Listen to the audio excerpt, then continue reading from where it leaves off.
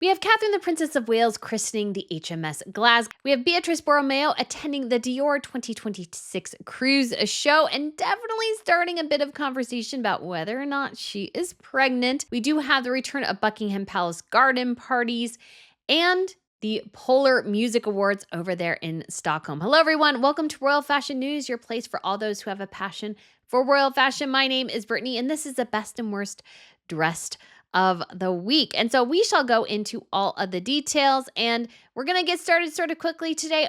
Links for fashion items will be down below in the comments if you are interested in searching out some of these items, because guess what, guys? There's a lot of sales going on right now, so you can get some pretty good deals. So without further ado, let's go ahead and get started. All right, guys, we shall start off with Katherine, the Princess of Wales, in this gorgeous Amelia Wickstead dress that she wore to a Buckingham Palace garden party. She paired this look with a Philip Tracy hat, her GMV Rossi slingback pumps, and a Forever New clutch. Of course, this is a very classic and elegant look from Katherine. We have pretty much all rewears again, so nothing here is too exciting or groundbreaking, but this color is just so lovely, and she debuted this dress for the Queen's of Platinum Jubilee back in 2022, and I was actually at St. Paul's Cathedral where we saw this dress for the first time, so I will share my very blurry pictures.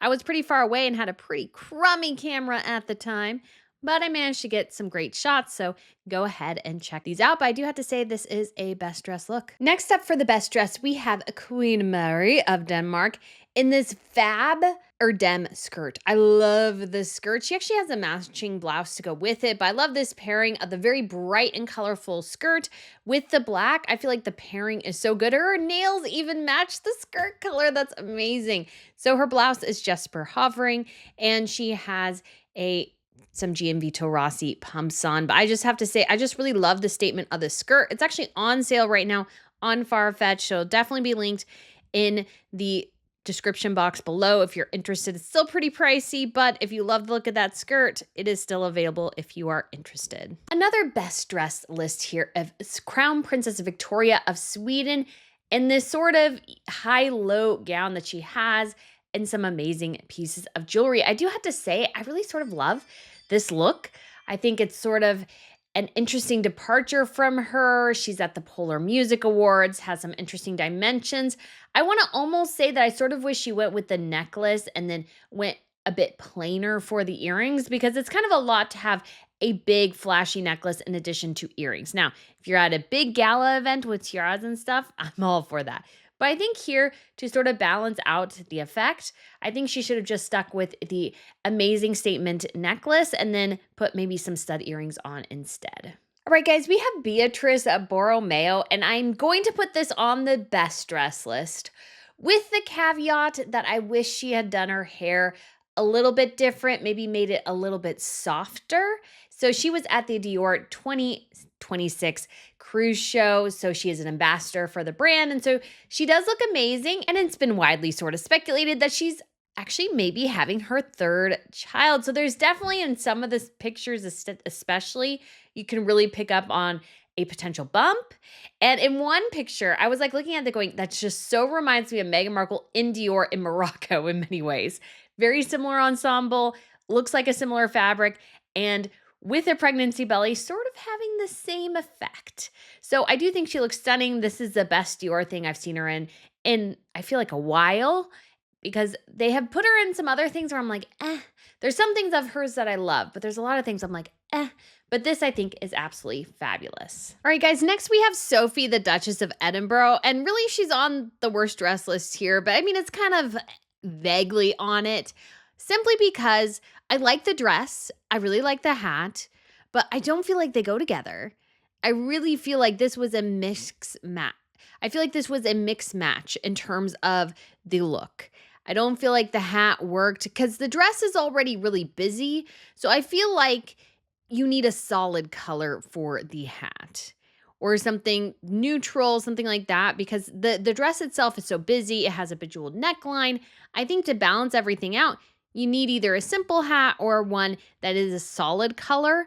I feel like this hat is busy. You have the two-tone. The hat is from Jane Taylor, and I really like it with the Zimmermann dress that Sophie wore, I believe it was last year, to the Order of the Garter ceremony. But I feel like that pairing was a little bit more understated because the pattern is a little softer. It's more muted, whereas this one is a bit on the bold spectrum.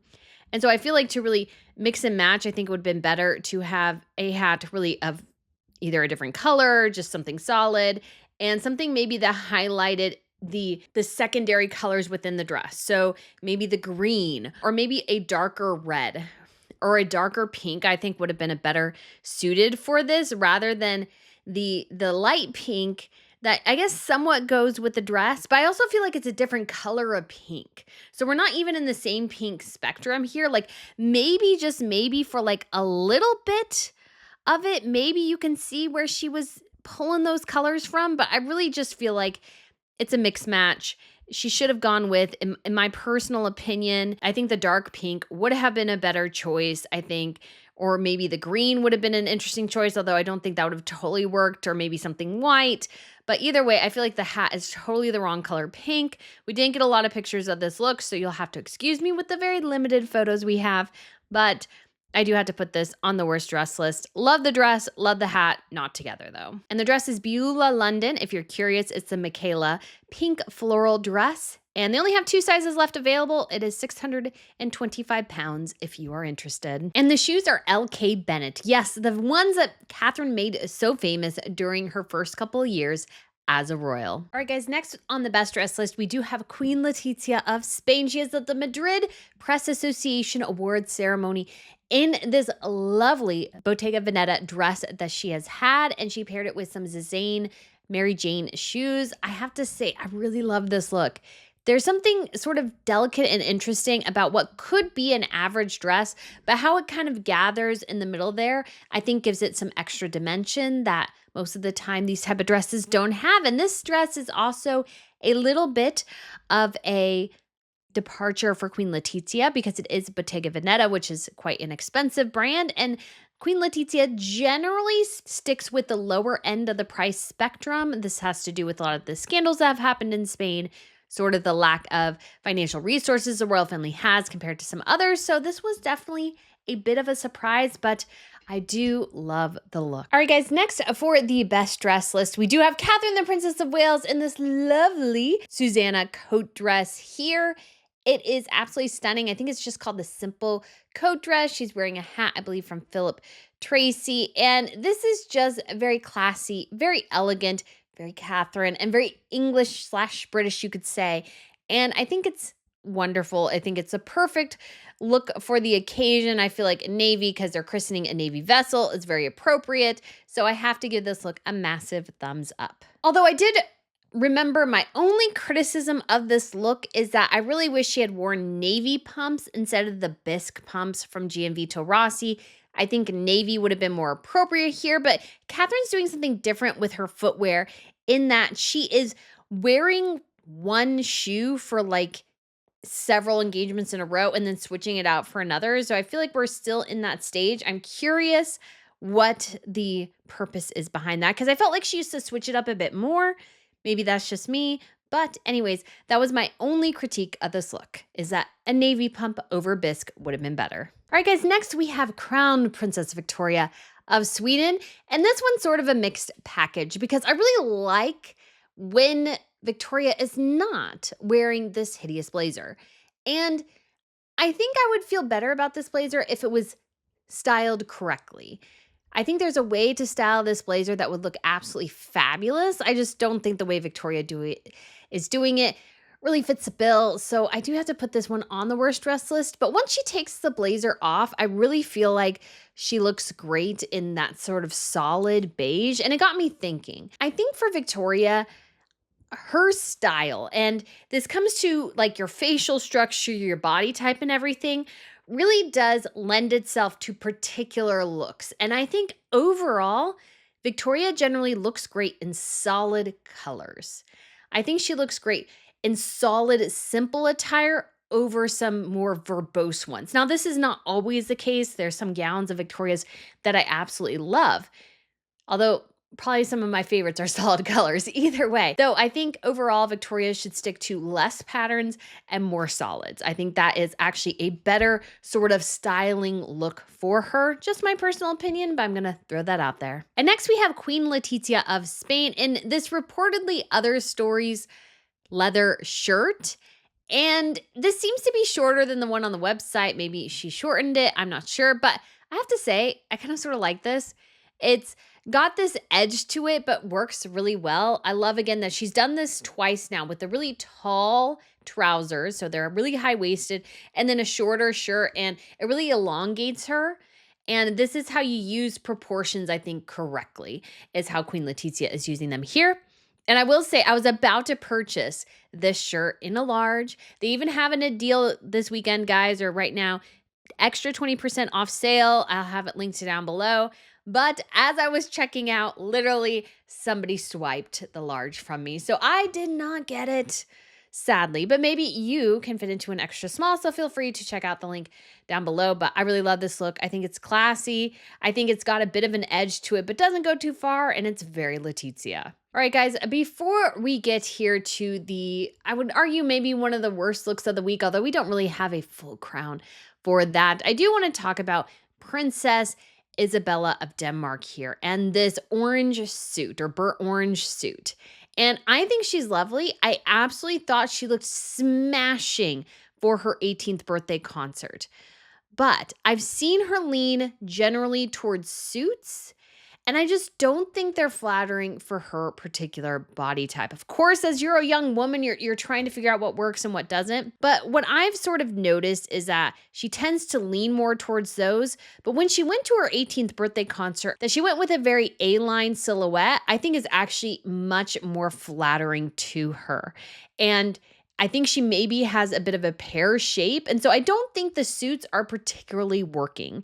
So I would suggest to her best to look into that A-line look because she looks so wonderful and lovely at her 18th birthday. The cut of the dress was amazing. And I think it is because she's a little smaller up top, maybe a little bit different down below. And sometimes it's all about figuring out how your proportions work within fashion.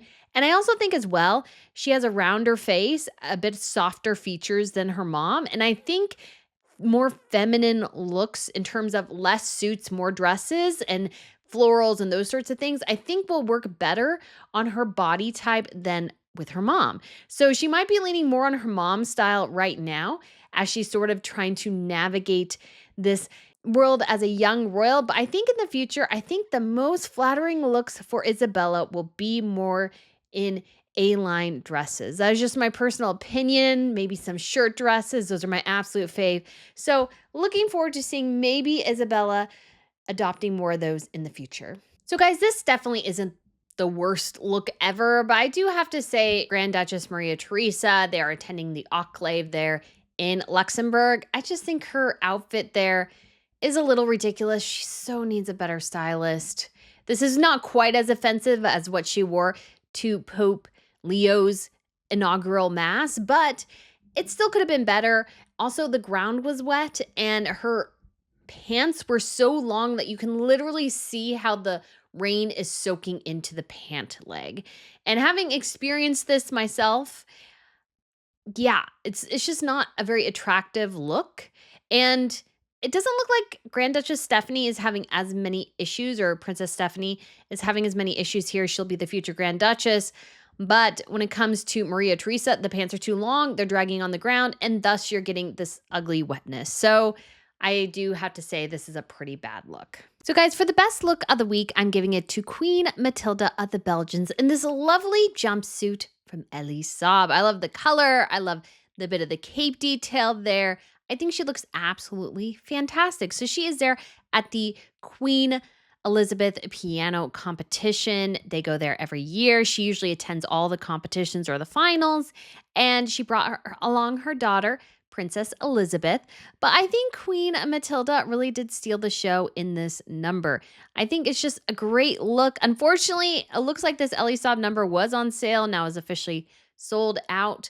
but I just think it's a great, great look. I think it's fabulous. I think Matilda looks great in it. And I think Matilda is almost in a way showing up her 22, 23-year-old daughter here in this gorgeous ensemble. It's absolutely fantastic. So for the best dress of the week, it's definitely Queen Matilda for the win. All right, guys, that is it for this video. Let me know what you think of my choices. I'd love to get your thoughts down below. Thank you so much for watching, and I shall talk to you again very soon. Bye.